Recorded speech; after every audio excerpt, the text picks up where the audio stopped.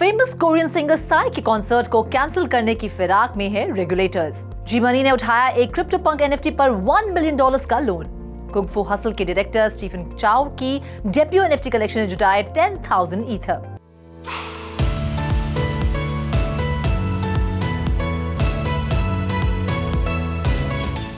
Hello and a very warm welcome to all of you. Psy के concert cancellation से लेकर record breaking NFT loan तक कई मजेदार एनएफटी अपडेट्स मैं रुचि शर्मा आपके लिए लेकर आई हूं। तो हो जाइए एनएफटी वर्स के इस खास एपिसोड के लिए तैयार। इसमें आपके फेवरेट एनएफटी प्रोजेक्ट्स की डिटेल्स तो होंगी ही, साथ ही हम एक स्पेशल गेस्ट से मुलाकात भी करेंगे। लेकिन सबसे पहले जानते हैं पिछले हफ्ते कैसा रहा एनएफटी मार्केट का हाल। एनएफटी सेल्स पिछले हफ्ते करीब 16.5% बढ़ी। इस हफ्ते भी नंबर 1 की पोजीशन पर कायम रही इथेरियम एनएफटीज $148.49 मिलियन सेल्स के साथ, जो कि पिछले हफ्ते के मुकाबले 99.08% का जबरदस्त उछाल है। तो वहीं दूसरे पायदान पर रही बिटकॉइन एनएफटीज महज $52.97 मिलियन सेल्स के साथ। सोलाना एनएफटीज ने 21% ड्रॉप के साथ सिर्फ $39.48 मिलियन सेल्स दर्ज की।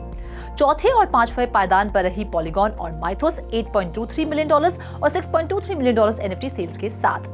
साई के कॉन्सर्ट पर संकट के बादल मंडरा रहे हैं। रेगुलेटर्स साई के कॉन्सर्ट को कैंसिल करने की फिराक में है।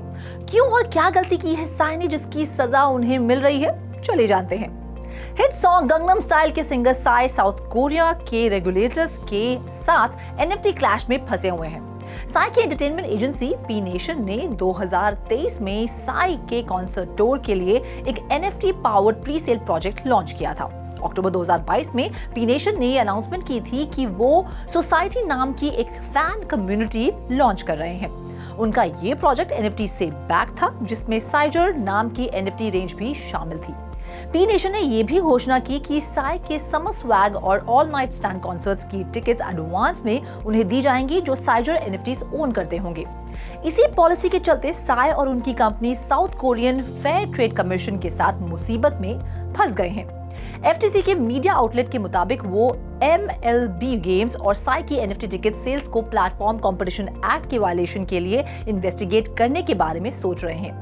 मीडिया आउटलेट ने यह भी कहा कि बहुत से क्रिटिक्स ने इसे रिवर्स डिस्क्रिमिनेशन भी कहा है और उनका मानना है कि ऐसी प्रैक्टिसेस कंज्यूमर वेलफेयर को अंडरमाइन करती है।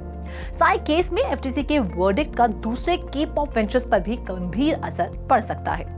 इस पर और ज्यादा जानकारी के लिए रुक करते हैं हमारे स्पेशल गेस्ट नीतीश मिश्रा का। Welcome to 3.0 TV.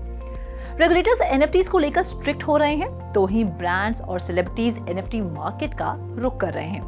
NFT market की करंट सिचुएशन कैसी है और फ्यूचर में कौन सी ब्लॉकचेन एनएफटी एक्टिविटी और सेल्स में सबसे आगे रहेगी? So with this current bull run, NFT markets are again back on track with ordinals doing more than $800 million worth of transaction in December 2023 alone, and Solana, the NFTs on Solana reaching a greater heights. So now the question remains, which one of these layer 1s or layer 2s will lead when it comes to NFT markets? And I personally believe ordinals and Solana are the answer to it. So let's keep watching and let's keep speculating on which of these chains will lead the market in the near future. Thank you so much हमसे बातचीत करने के लिए और अपना कीमती समय हमें देने के लिए। कुंग फू हसल के डायरेक्टर स्टीफन चाओ अब एनएफटी मार्केट में हसल करने को तैयार है, लेकिन अपनी फिल्मों की तरह वो यहाँ भी सुपर हिट है। Iconic film kung Fu Hustle के लिए जाने जाने वाले हांगकांग डायरेक्टर स्टीफन चाओ ने हाल ही में अपनी पहली एनएफटी कलेक्शन लॉन्च की है, जिसे उन्होंने टाइटल दिया है नोबडी।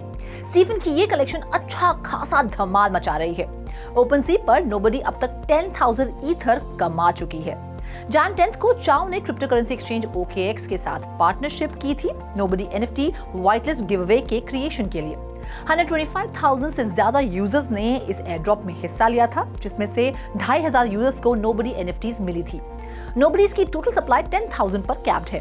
रिलीज डे के दिन चाओ ने एक्स और इंस्टाग्राम पर अपनी प्रोफाइल पिक्चर बदलकर नोबडी का अवतार लगा दिया था। साथ ही लोगों से पूछा कि क्या उनके पास नोबडी कम्युनिटी इवेंट्स के लिए कुछ अच्छे आइडियाज हैं, और ये भी कहा कि मैं यहाँ नया हूँ और उम्मीद करता हूँ कि आप मुझे इस पर अच्छी एडवाइस देंगे। साथ ही स्टीफन ने अपने फॉलोअर्स को अपनी डीपी चेंज करके नोबडी अवतार लगाने को कहा। ये कलेक्शन मूनबॉक्स प्लेटफॉर्म पर रिलीज हुई है, जो एक हांगकांग बेस्ड आर्टिफिशियल इंटेलिजेंस और वेब3 स्टार्टअप है, जिसका एम है आर्ट्स और फिल्म इंडस्ट्री पर focused AI powered NFTs launch करना। चाओ इस प्लेटफॉर्म पर पहले कंटेंट क्रिएटर हैं। $1 मिलियन का लोन, और वो भी एक एनएफटी पर। क्रिप्टोपंक की एक एनएफटी ने ऐसा गदर मचाया कि एनएफटी लोन के सारे रिकॉर्ड तोड़ दिए। जी हाँ, जो खबर मैं आपको बताने जा रही हूँ वाकई होश उड़ा देने वाली है। कहाँ तो एनएफटीज का फ्लोर प्राइस तक गिर रहा था कुछ महीनों पहले तक, और अब क्रिप्टोपंक पर $1 मिलियन का लोन इशू हुआ है। दरअसल ये कमाल हुआ है peer to peer NFT lending protocol Gondi पर, जिस पर क्रिप्टोपंक #8219 के अगेंस्ट $1 मिलियन का रिकॉर्ड ब्रेकिंग लोन फैसिलिटेट किया गया है। ये लोन 6 महीने के लिए है, और ये लोन लिया है एनएफटी एंटरप्रेन्योर जी मनी ने। ये लोन अब तक का सबसे बड़ा ऑन चेन लोन है, जो कि एक सिंगल क्रिप्टोपंक के अगेंस्ट दिया गया है। एनएफटी लेंडिंग मार्केट का आउटस्टैंडिंग डेट करीब $135 मिलियन तक पहुंच गया है। जी मनी ने फिलहाल इस बात का खुलासा नहीं किया है कि वो इस पैसे को कैसे इस्तेमाल करने वाले हैं, लेकिन रग रेडियो शो पर उन्होंने ये जरूर मेंशन किया कि वो इस कैपिटल को ट्रांजैक्शंस के बीच ब्रिज के तौर पर इस्तेमाल करेंगे। जी मनी ने इससे पहले 2021 में क्रिप्टो किटी पर $25,000 का लोन लिया था, और तभी से वो एनएफटी लेंडिंग स्पेस में मौजूद हैं। कभी हाँ कभी ना, ये है हालत रेडियो की, जिसने अभी पिछले महीने ही शटडाउन का ऐलान किया था, और अब कह रहा है the show must go on. ये क्या गोलमाल है भाई? जनवरी की शुरुआत में रेडियो ने ये अनाउंसमेंट की थी कि वो 29 जनवरी से अपने करंट प्रोडक्ट को शट डाउन कर देंगे, और ये भी कहा था कि वो एक नया प्लेटफॉर्म मार्च 2024 में लॉन्च करेंगे। ऐसे में कई रेडियो यूजर्स अपनी एनएफटीज को लेकर काफी चिंतित थे, लेकिन अब रेडियो ने अपना मन बदल लिया है। 1 फरवरी को रेडियो ने ऑफिशियल एक्स हैंडल पर यह अनाउंसमेंट की कि उन्हें यह अनाउंस करते हुए बहुत खुशी हो रही है कि वो अपने करंट रिवॉर्ड प्रोग्राम को कंटिन्यू करेंगे, और ये भी कि यूजर्स अपने कार्ड्स के जरिए मार्केट प्लेस पर खेल सकते हैं, ट्रेड कर सकते हैं और प्राइजेस जीत सकते हैं। कंपनी ने कंफर्म किया है कि उनका करंट प्लेटफॉर्म जारी रहेगा। दरअसल 2022 में ड्रीम स्पोर्ट्स को मिली $120 मिलियन की इन्वेस्टमेंट के बाद ये खबर गर्म थी कि रेडियो पर इन्वेस्टर्स का कंट्रोल बढ़ाने का दबाव डाला जा रहा है, और यही वजह है कि रेडियो के को-फाउंडर्स अंकित वाधवा और सनी भनोट ने कंपनी छोड़ने का फैसला कर लिया। खबर ये भी थी कि ड्रीम स्पोर्ट्स कंपनी रिस्ट्रक्चर करने के लिए और भी कई रोल्स रिकंसिडर कर रही है।